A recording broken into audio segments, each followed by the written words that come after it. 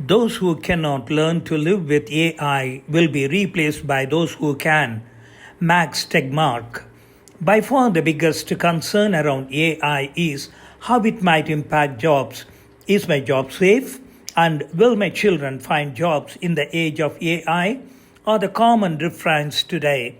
This is not surprising since AI is a cognitive technology, perhaps the first tool we have invented that mimics our brain. Thus, it has abilities and expertise that we consider uniquely human: creativity, art, writing, mathematics, and coding. Unlike other technologies of the agricultural and industrial revolution, this one does not threaten to replace blue collar manual labor or the jobs other people do, but white collar knowledge work or the jobs people like us do. Thus, it ignites a primal fear of loss of livelihood, relevance, and one's place in society. Claude Shannon, the father of information theory and an MIT professor, once grumpily remarked, I visualize a time when we will be to robo what dogs are to humans, and I'm rooting for the machines. Shannon did not seem to like human beings too much, but this quote does lend credence to the same fears and questions that have resurfaced today. These questions are certainly not being asked for the first time. Every time a revolutionary new technology is unleashed, the same thought fearfully raises its head. It bothered Ned Ludd in 1779 when the spinning jenny was invented, as it threatened to take his job as a textile factory apprentice. He went and smashed a machine or two, catalyzing a campaign against textile technology and started the Luddite movement. New Age Luddites worried about PCs and their job destroying potential. This movement was particularly strident in India, with computers being smashed by workers' unions. We were apprehensive that computers would replace accountants, clerks, secretaries, teachers, consultants, and scores of others like us.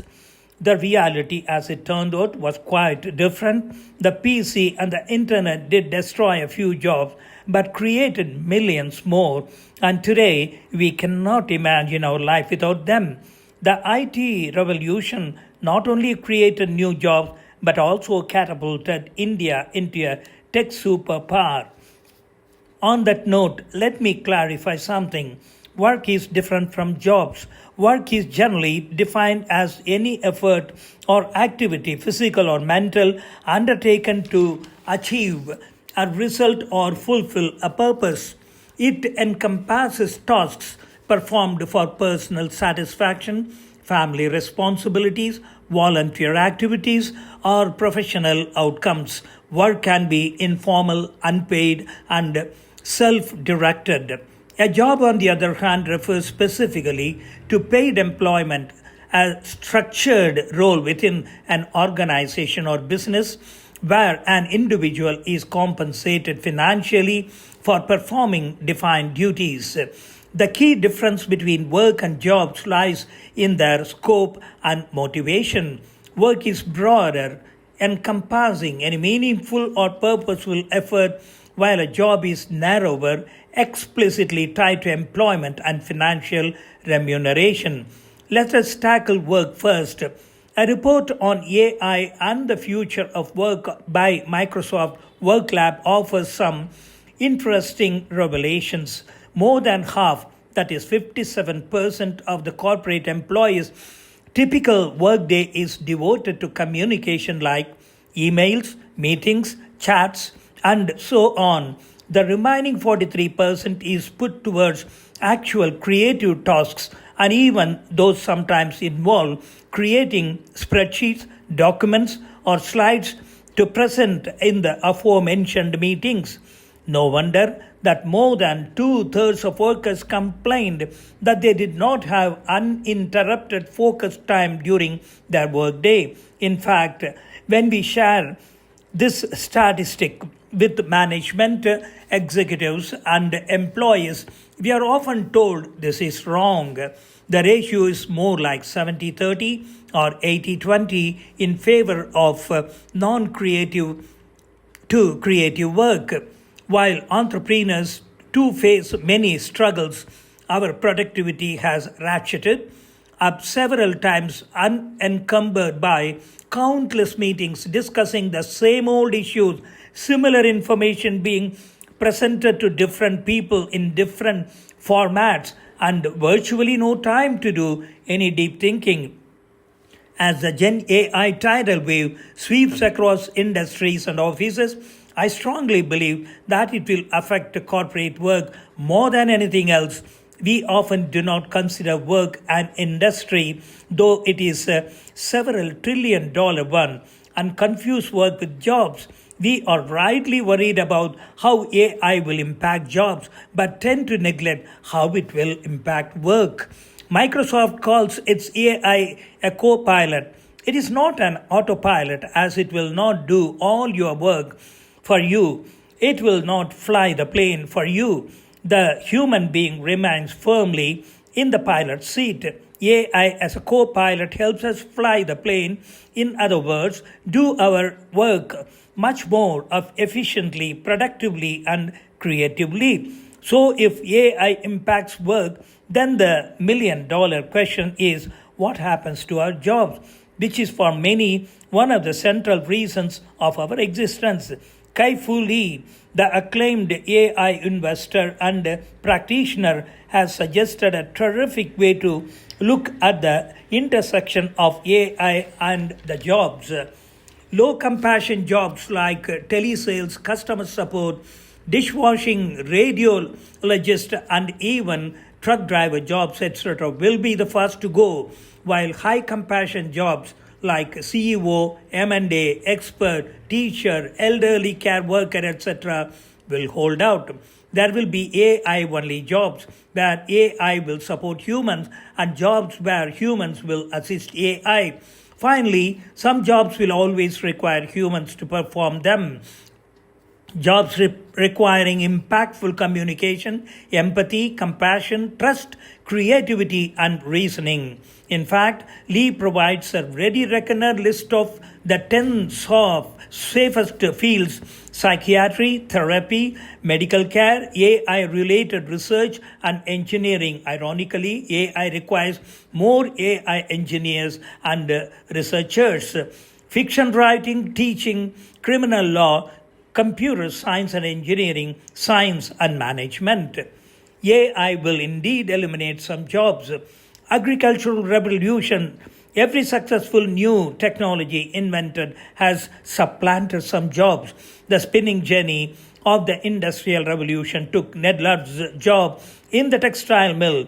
The IC engine made horse and buggy drivers obsolete. Computers and Microsoft's productivity software meant we did not need typists anymore, and telephone switchboard operators and lamplighters became a quaint symbol of the past. As per a Goldman Sachs report, this is about 10% of the total jobs today. So, if you are a journalist who only summarizes stories into short, digestible bits, or an average software programmer who builds payroll software, or even a contact center agent addressing the frequently asked questions from customers, you better start thinking of something else to do. There are many human workers who do these jobs to earn a living, ranging from customer service reps to basic programmers and payroll accountants. As the Gen AI Express train rolls into organizations, these jobs are increasingly threatened. Cases in Point or Vodafone, which wants to cut jobs by nearly half and use AI instead, and IBM, which has halted certain kinds of recruitment for the same reason. There are certain jobs that AI and Gen AI won't replace. Lee wrote, jobs that require human emotions like love or compassion will never be taken over by AI. So if you are an elderly care worker, a nurse, a construction worker, a farmer, or anyone engaged in manual caring, compassionate work, your job is safe from Gen AI so far at least. As per the same Goldman Sachs report, this accounts for about 30% of jobs. AI will create new jobs. Every single technology since the agricultural revolution has created new jobs, that is, created more jobs than it has destroyed.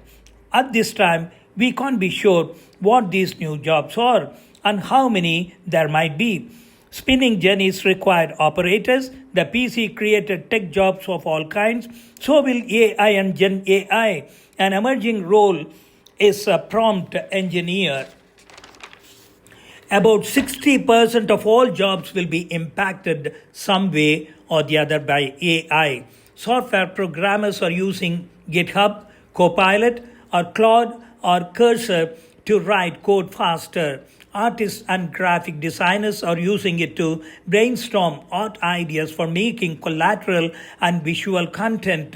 Companies can use it to manage their level 1 customer service much better before passing the task on to humans. Translators can use it to turbocharge their translation services, lawyers to scan cases and form initial arguments. The possibilities are endless. And this is where we see AI shine, not by doing your work, but making you more creative and productive. We think that the jobs of artists, writers, authors, journalists, etc. are over, since AI can do all of it so well. But experts believe that Gen AI is a great creative tool which can actually enhance our creativity. Thus, it is believed that the combination of humans and AI is leading us into a new era of creativity. So, if you are a software engineer using Gen AI, you could be 2x or 3x better than your colleague who isn't doing so. Ditto for a journalist, marketer, HR manager, or even a CEO. And so once again, the core belief bears repeating: it is not AI that will replace you, but a human being using AI. As AI becomes increasingly powerful, we all need to recalibrate. And we need to do so by becoming AI literate. I urge you to be that AI literate person rather than the AI ignorant. The choice is yours. You can either be the replacer or the replacee.